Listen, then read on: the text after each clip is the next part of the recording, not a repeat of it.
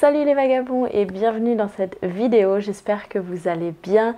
Moi je suis en pleine forme, je suis très contente de vous retourner une vidéo sur le thème du sujet de Compostelle. Aujourd'hui on va parler de mes 3 lieux préférés, mes 3 portions de chemin coup de cœur sur le Camino Frances. Cette vidéo c'est un petit peu la suite de la première vidéo que j'avais faite sur mes 3 lieux préférés sur la voie du Puy-en-Velay, le GR65 en France. Donc si vous voulez aller la voir avant de visionner cette vidéo, n'hésitez pas, ça va s'afficher juste ici sur votre écran à gauche, et puis ah non ce sera à la droite pour vous, mais vous avez compris le principe. Et si vous débarquez sur ma chaîne, si vous ne me connaissez pas encore, ici on parle de randonnée, de chemin de Compostelle et d'immersion en pleine nature. N'hésitez pas à aller voir toutes les autres vidéos que j'ai pu publier jusqu'ici. J'ai notamment fait des petits vlogs sur mon aventure du chemin de Compostelle. Je suis partie sur 3 mois du Puy-en-Velay jusqu'à Compostelle et même jusqu'à Fisterra. Donc si ça n'est pas encore fait, vous pouvez aller visionner tout ça. Et puis donc dans cette vidéo, je le rappelle, c'est évidemment une vidéo qui s'appuie sur mon expérience personnelle du chemin. Ce sont des lieux qui moi m'ont touché, que je trouve, enfin qui m'ont plu particulièrement, mais qui sont forcément intimement liés à mon expérience personnelle du chemin. Autre petite chose, si vous vous apprêtez à partir sur le Camino Frances et que vous ne voulez surtout pas voir à quoi ça ressemble, ne regardez pas cette vidéo parce que je vais montrer des images évidemment des endroits dont je vais parler. Donc si vous préférez ne pas savoir à quoi ça ressemble, ne regardez pas. Et on attaque tout de suite dans le vif du sujet avec mon tout premier lieu coup de cœur sur le Camino Frances. Contre toute attente, ça n'est pas tout le début du chemin du Camino Frances, parce que pour moi ça a vraiment été tout un temps d'adaptation, ce début de chemin en Espagne, que ce soit la culture, la fréquentation du chemin, la langue espagnole, vraiment tout était différent pour moi au tout début de ce chemin, ce Camino Frances. Et comme tout changeait d'un coup, j'ai vraiment eu un moment un peu d'adaptation où j'étais un peu déroutée et j'ai pris un petit temps avant de vraiment bien être à l'aise et bien apprécier mon chemin. Mais donc tout ce début de chemin pour moi ça n'a pas été vraiment ce qui a été le plus beau. Et contre toute attente, donc mon premier lieu coup de cœur, il commence à partir de Burgos et c'est la partie de la Meseta. Il y a certaines personnes qui décident de zapper cette partie, de la traverser en bus. En soi tout le monde fait son chemin comme il veut, mais personnellement je ressentais vraiment ce besoin d'aller me confronter à cette partie du chemin, et c'est une partie qui m'a plu, que j'ai appréciée. Peut-être pas la partie la plus agréable, mais en tout cas une partie qui m'a permis personnellement de faire vraiment une introspection et de vraiment me confronter à une forme de défi. En fait, j'avais besoin de m'attaquer à ce passage, je pense, pour le vivre vraiment comme une expérience en tant que telle, et d'aller plus loin intérieurement, d'aller au-delà de mes limites, en fait, vraiment dans le dépassement personnel. Et c'est vraiment ce que j'ai pu vivre à travers cette partie du chemin qui m'a extrêmement plu. Donc la Meseta, c'est une région sur un haut plateau assez aride, assez sèche, une longue étendue de champs plats comme ça. C'est la platitude pendant des kilomètres et des kilomètres à laquelle on se confronte en tant que pèlerin lorsqu'on marche dans ce paysage. Et il faut le dire par contre, c'est quand même assez haut en altitude, je crois à 700-800 mètres quand même d'altitude, donc les soirées sont quand même fraîches. Et le paysage n'est pas forcément le plus enchanteur, en tout cas il n'y a vraiment pas beaucoup de relief. Et c'est pour ça, en grande partie, que certains pèlerins préfèrent l'éviter. Mais c'est vrai que c'est une partie dont on entend beaucoup parler et qu'on redoute un petit peu comme vraiment une épreuve en fait sur le chemin. Et c'est aussi pour ça que moi je pense que j'avais besoin, ou en tout cas envie de m'y confronter. Il y a comme cette espèce de mystification autour de la difficulté de la Meseta. Et c'est pour ça, en tout cas moi ça m'a attirée, je me suis dit pourquoi pas, et ça m'a réservé de très belles surprises et je suis très heureuse de l'avoir faite, parce que en termes d'hébergement j'ai vraiment été très surprise, en termes de lieu et d'énergie aussi sur ce chemin, cette partie là, même si c'est vrai qu'elle est difficile psychologiquement parce que c'est long, c'est plat, c'est des kilomètres à perte de vue des champs, des champs, des champs. Mais il y a quand même un côté un petit peu voilà, challenge, défi qui m'a interpellée, en tout cas quand j'en entendais parler. Et puis d'abord il y a ce début de Meseta qui est pour moi vraiment inoubliable, parce que la Meseta commence à peu près à Burgos, qui est une magnifique ville. Moi personnellement c'est, je pense, l'une de celles qui m'a le plus touchée comme ville. Et ensuite on sort de Burgos et là on arrive vraiment dans ces champs, ce désert un peu. C'est pas non plus le désert, mais c'est quand même très sec, très aride, et ça fait vraiment un contraste.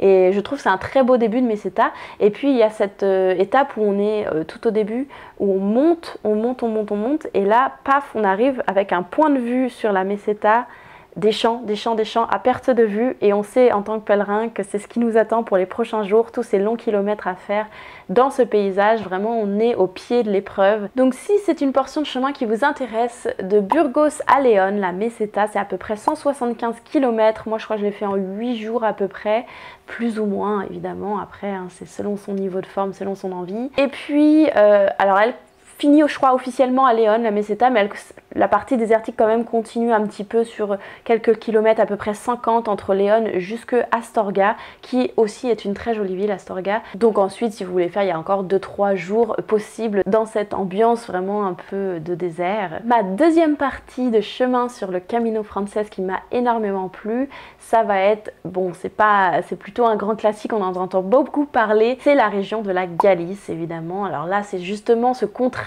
entre la Meseta plate, orange désert, et ce vert de la Galice, ces reliefs, ces belles montagnes.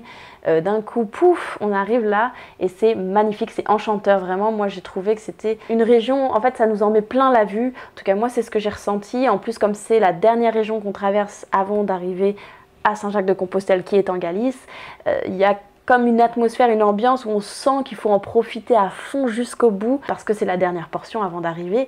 Et c'est vrai que moi je me souviens d'avoir passé des journées dans ces montagnes, enfin en tout cas peut-être pas montagne non plus. On traverse en fait la Galice à peu près à 1000 mètres d'altitude avant d'arriver à Saint-Jacques. Et je dirais même que la partie un petit peu avant d'entrer officiellement dans la région de la Galice est aussi très jolie et m'a beaucoup plu parce que c'est assez symbolique en fait. Donc on sort de la Meseta et on a un premier col qui est le col le plus haut de tout le Camino Frances, à peu près à 1500 mètres d'altitude, avec une vue sublime. C'est dans les monts de León, donc c'est vraiment avant la Galice. Et en plus, il y a ce passage avec la fameuse Cruz de Ferro qui est un symbole du chemin. Il y a beaucoup d'étapes vraiment fortes sur le chemin et la Cruz de Ferro en fait partie. C'est voilà, un passage un peu obligé, symbolique, ou une étape du pèlerin où on donne un petit peu de soi, je trouve en tout cas personnellement. C'est comme ça que je l'ai ressenti. Et voilà, il y a quelque chose dans cette petite portion de chemin avant d'entrer en Galice qui est vraiment particulièrement forte. Et donc cette partie-là, c'est je dirais de Rabanal del Camino jusqu'à Molina Seca. Ça peut se faire en 1 ou 2 étapes, en 1 ou 2 journées. C'est à peu près 30 km. Avant ensuite d'être voilà, vraiment au plein cœur de la Galice. Et donc la Galice, comme je le disais, c'est magnifique, c'est verdoyant, c'est des collines. Et puis on retrouve surtout aussi, moi, ce qui m'avait beaucoup, pas manqué, mais en fait en le retrouvant, je me suis dit, ah ouais, c'est vraiment ça que j'adore, qui est la ruralité avec ses fermes, les animaux en plein dans la rue. On a le fermier qui ramène ses vaches à l'étable, on marche à travers les vaches, on a les chiens allongés par terre, les poules dans la rue, et puis ces petits villages typiques en pierre. Et en tout cas moi ça m'avait fait plaisir de retrouver un peu cette ruralité que j'avais trouvée aussi un peu en France sur la voie du Puy-en-Velay.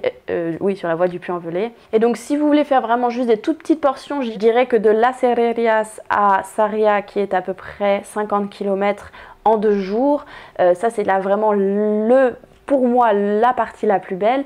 Et après ça vaut quand même la peine de marcher, si vous pouvez, sur une plus longue distance, de Rabanal del Camino à Sarria, qui est 130 km à peu près. Donc ça se fait en 5, 6, peut-être 7 jours selon la condition, selon votre envie aussi.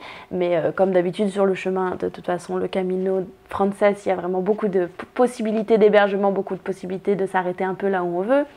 Donc voilà, c'est vraiment...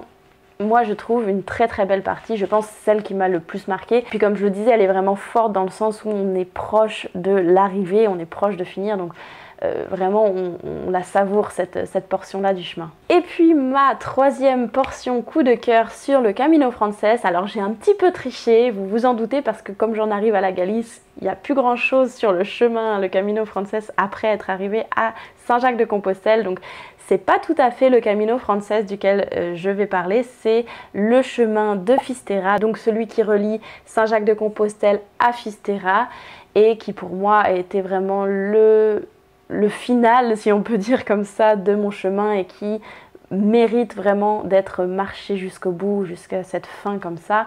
Si vous avez le temps, vraiment, je vous le conseille tellement ce chemin.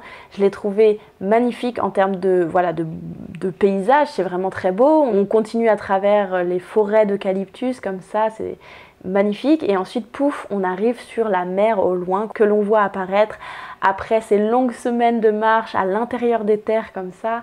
Et pouf, la mer au loin, ça fait vraiment, on arrive à la fin de notre chemin, à la fin de la terre, comme Finisterra, c'est ce que ça veut dire. C'est vrai que c'est très fort en symbole, en tout cas moi je l'ai vécu vraiment comme ça. Et on voit vraiment la mer s'approcher au fil des kilomètres, on arrive là. Et puis quand même sur ce chemin, il y a, je trouve, enfin moi ça m'a beaucoup plu pour l'ambiance qui est tout à fait détendue, complètement relax. C'est comme si on était sur l'après-Compostelle, on est sur la fin.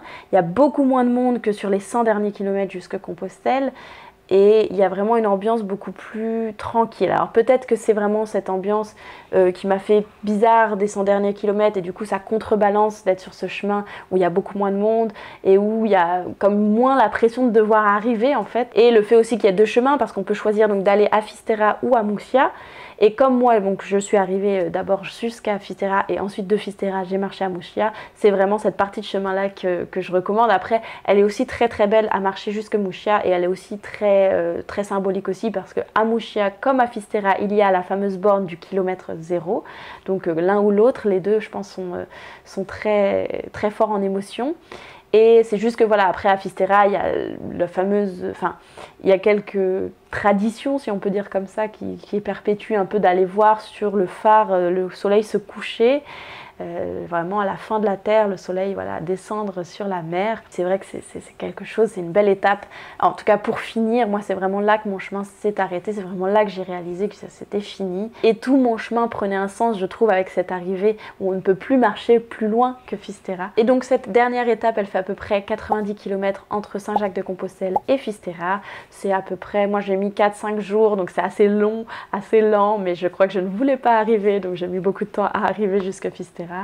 Mais on peut la faire un peu plus rapidement si besoin et on peut évidemment rentrer en bus jusqu'à Saint-Jacques-de-Compostelle. Il y a des navettes très régulières pour rentrer et vraiment moi je la conseille si vous pouvez le faire. Après évidemment je sais que des fois on est pris par le temps et on n'a pas toujours la possibilité de le faire. Si vous l'avez déjà fait, n'hésitez pas à me dire dans les commentaires si vous préférez le chemin qui mène à Murcia ou à Finisterra et si vous aussi vous avez vécu cette portion de chemin comme quelque chose de parfaitement magique, comme la fin de votre chemin vraiment. N'hésitez pas à me le mettre donc dans les commentaires juste en dessous de cette vidéo, je serais curieuse de vous lire. Et puis n'hésitez pas aussi à me dire quelles sont vos portions de chemin préférées sur le Camino Frances, si elles varient des miennes, parce que moi c'est assez finalement des grosses étapes, des grosses portions. Peut-être que vous avez vraiment un lieu coup de cœur spécifique, n'hésitez pas à me le dire, je serais contente d'échanger avec vous sur ça. Et puis j'espère que cette petite vidéo vous aura plu, j'espère que ça vous aura fait revivre un petit peu votre chemin à vous de Compostelle ou que ça vous aura donné des idées pour vous faire des portions sur le Camino Frances.